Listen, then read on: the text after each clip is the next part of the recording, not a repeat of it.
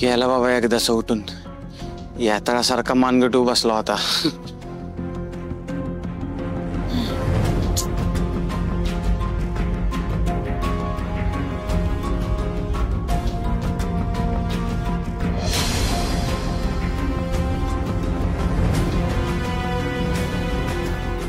आम्ही बोलू नाही शकत हे कितींदा सांगायचं तुला. मला कळतच नाहीये. आई हे बघ, तू याआधी आमच्यासाठी कधीच स्टँड घेतलेलं नाहीयेस. किमान आत्ता तरी घे. बोला ना काहीतरी अजित भाऊजी. का आयती मलाई कधी खायला मिळणार याचीच वाट बघताय? वहिनी, मी तुमच्यासारखा विचार करत नाही. मला एक कळत नाही, एवढं चिडून का बोलताय तुम्ही? चिडण्यासारखं काहीच झालेलं नाहीये. काहीच झालं नाहीये.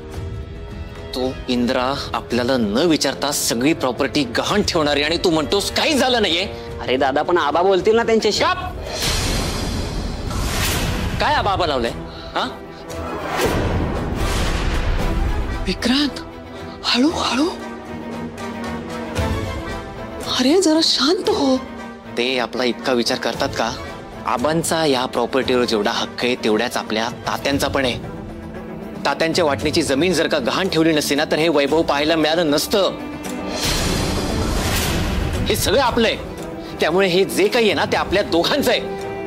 अरे दादा, आपण जुन्या गोष्टी काढून आपण वाद घालत बसायचंय का? मग काय करायचं? सगळी प्रॉपर्टी त्यांच्या घशात जाऊ द्यायची का? तुम्हाला आवडत असेल या घरामध्ये उपऱ्यासारखं राहायला, पण आम्हाला नाही आवडत बरं का. जाऊ दे, सोड. या रिकाम्या डोक्याच्या नादाला लागण्यात ना काहीच अर्थ नाहीये. आई हे बघ, मी शेवटचं सांगतोय. आमच्यासाठी, तुझ्या मुलांच्या हक्कासाठी आता तरी बोल. बोलशील ना? आई काय विचारतोय मी? हे बघ विक्रांत, माझा भाऊजींवर पूर्ण विश्वास आहे आणि ते जे काही करतील ते पूर्ण विचार करून करतील. तेव्हा तुम्ही काळजी करू नका. मला पण तेच वाटतंय.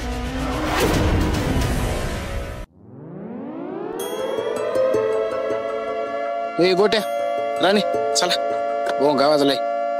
मी हात धुतो पुढे. हे चला जित दादा.